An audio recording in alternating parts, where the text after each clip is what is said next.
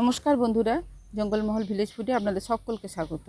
বড়দের প্রণাম এবং ছোটদের ভালোবাসা জানাই। আশা করি সবাই ভালো আছেন। আজকে আমি আবার চলে এসেছি আরেকটি ভিন্ন স্বাদের রেসিপি নিয়ে। দেখুন, এখানে আমি নিয়ে নিয়েছি একটা টাটকা কচি লাউ।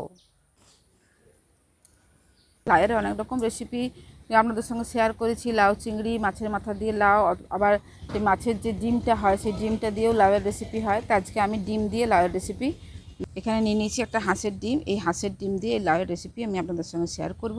তো প্লিজ আপনারা প্রথম থেকে শেষ পর্যন্ত ভিডিওটা দেখুন।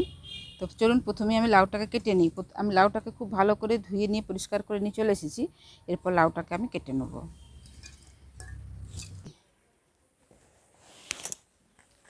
লাউটার ভেতরটা দেখা একদম কচি লাউটা।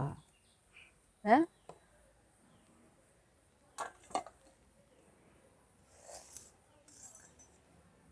দারুণ কচি লাউটা কিন্তু।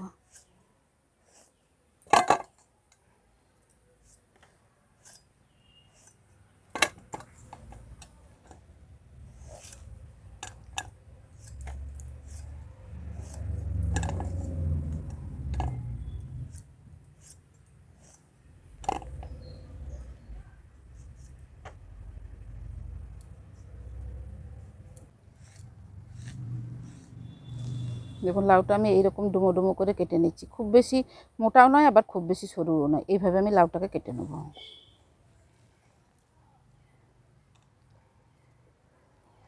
তো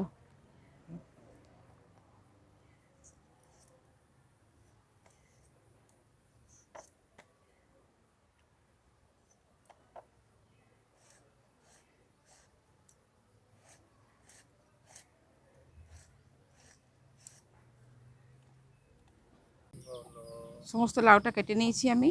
আর এই দেখুন, লাউটাকে আমি এরকম ডুমো ডুমো করে কেটে নিয়েছি। মানে খুব সরু নয়, খুব মোটাও নয়, এরকমভাবে আমি লাউটাকে কেটে নিয়েছি। এরপর আমি উনুনটা ধরিয়ে দেবো। দেখুন, উনুনটা ধরিয়ে দিয়েছি। উনুনটা ধরিয়ে আমি এই কড়াটা বসিয়ে দিচ্ছি।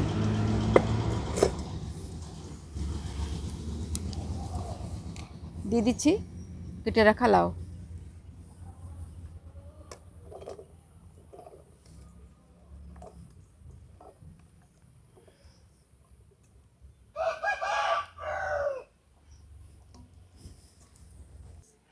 দিয়ে দিচ্ছি পরিমাণ মতো নুন, অল্প একটু হলুদের গুঁড়ো।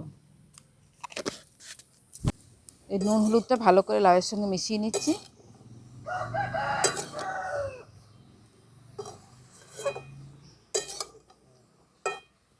ওই দিকটা যাও। দেখুন, নুন হলুদটা লাউটার সঙ্গে খুব ভালো করে মিশিয়ে নিয়েছি। এরপর এটা আমি চাপা দিয়ে দিচ্ছি সেদ্ধ হওয়ার জন্য।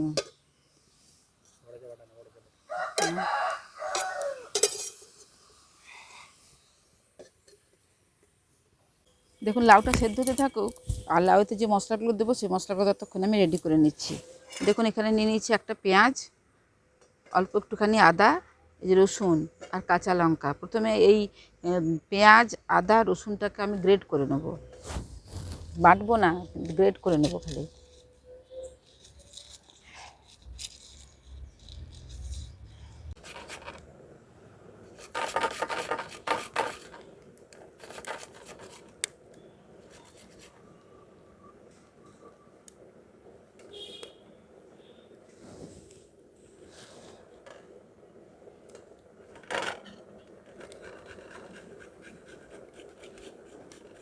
দেখুন, লাউয়ে দেওয়ার জন্য সমস্ত মশলাগুলো আমি রেডি করে নিয়েছি। এখানে পেঁয়াজটা গ্রেট করে নিয়েছি, আদা, রসুন এগুলো সব গ্রেট করে নিয়েছি। আর কাঁচা লঙ্কা ছোটো ছোটো করে কুচি করে নিয়েছি। এখানে চারটে কাঁচা লঙ্কা চিড়ে নিয়েছি, আর ধনেপাতাগুলো কেটে নিয়েছি। ঢাকনাটা খুলে দেখে নিচ্ছি লাউটা কতদূর সেদ্ধ হয়েছে। দেখুন, লাউটা আমাদের সেদ্ধ হয়ে গেছে। লাউটা পুরো সেদ্ধ হয়ে গেছে। এরপর এটাকে আমি নামিয়ে দিচ্ছি।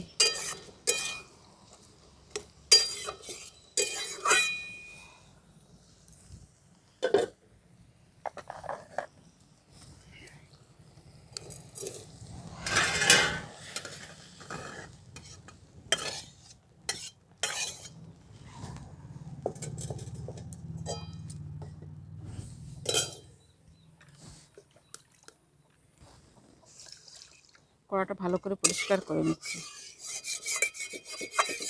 কড়াটা ভালো করে পরিষ্কার করে নিচ্ছি। কড়াই দিয়ে দিচ্ছি সর্ষের তেল।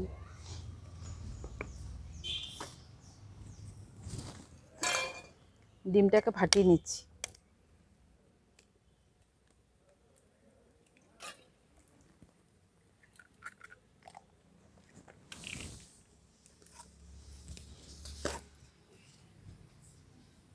ডিমের মধ্যে দিয়ে দিচ্ছি অল্প একটু নুন। লাউটাতে নুন দেওয়া আছে, সেই অনুপাতে নুন দিতে হবে।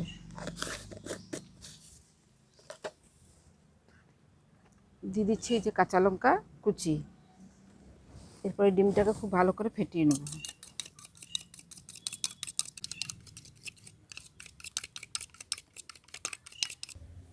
দেখুন ডিমটাকে ফাটানো হয়ে গেছে, এদিকে তেলটাও গরম হয়ে গেছে। এবার ডিমটাকে আমি ভেজে নেব।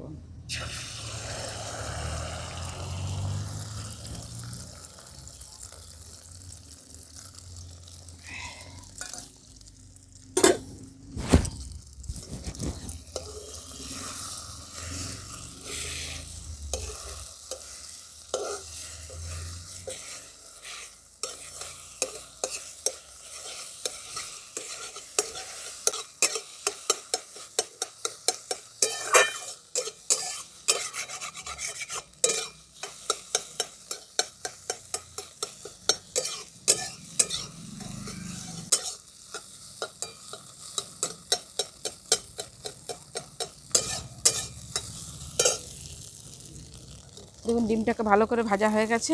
এরপর আমি এটাকে তুলে নিচ্ছি।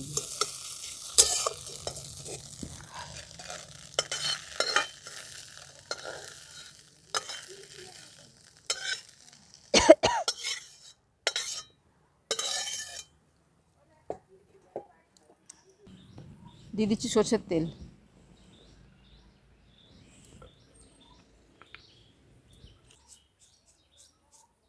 ফোড়নে দিয়ে দিচ্ছি গোটা জিরে আর শুকনো লঙ্কা। শুকনো লঙ্কাটাকে আমি ভেঙে আর দু টুকরো করে দিয়ে দিচ্ছি। দেখুন ফোড়নটা ভাজা ভাজা হয়ে গেছে। এরপর আমি এক এক করে যে মশলাগুলো গ্রেট করে রেখেছিলাম, প্রথমে দিয়ে দিচ্ছি পেঁয়াজ গ্রেট করা, আদা আর রসুন, এগুলো সব আমি একসঙ্গে দিয়ে দিচ্ছি।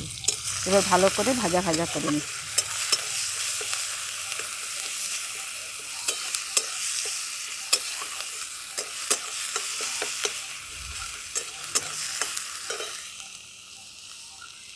এর সাথেই দিয়ে দিচ্ছি 4টে চেরা কাঁচা লঙ্কা।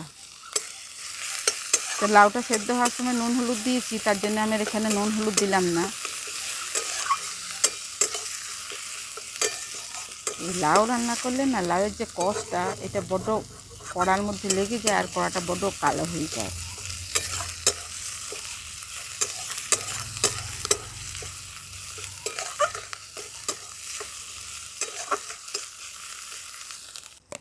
দেখুন এর মধ্যে দিয়ে দিচ্ছি 1 চামচের মতো জিরে গুঁড়ো, দিয়ে দিচ্ছি 1 চামচ ধনে গুঁড়ো। সব মশলাগুলো খুব ভালো করে কষিয়ে দিচ্ছি।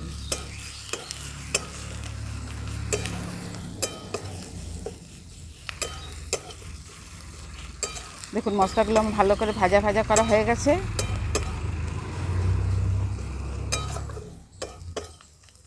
এরপরে যে সেদ্ধ করে রেখেছিলাম লাউটা, এই সেদ্ধ করা লাউটা দিয়ে দিচ্ছি।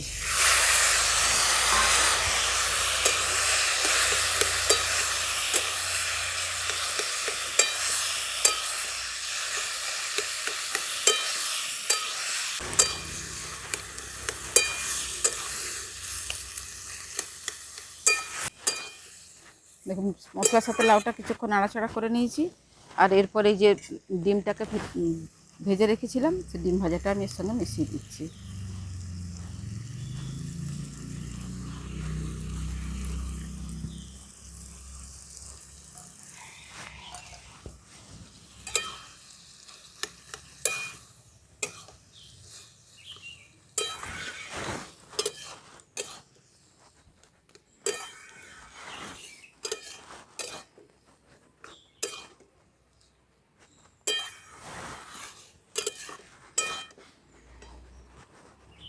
দেখুন ডিমটা দেওয়ার পর লাউটাকে খানিকক্ষণ নাড়াচাড়া করে নিয়েছি।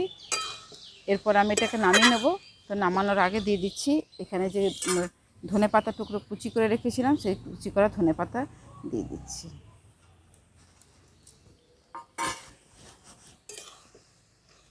ধনে পাতার টুকরোটা এর সঙ্গে মিশিয়ে আর এবার আমি নামিয়ে দেবো।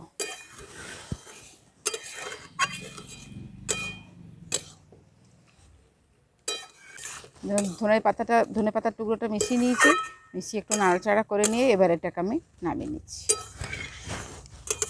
তৈরি হয়ে গেল আমাদের ডিম লাউ রেসিপি। দারুণ সুন্দর কিন্তু গন্ধ বেরিয়েছে।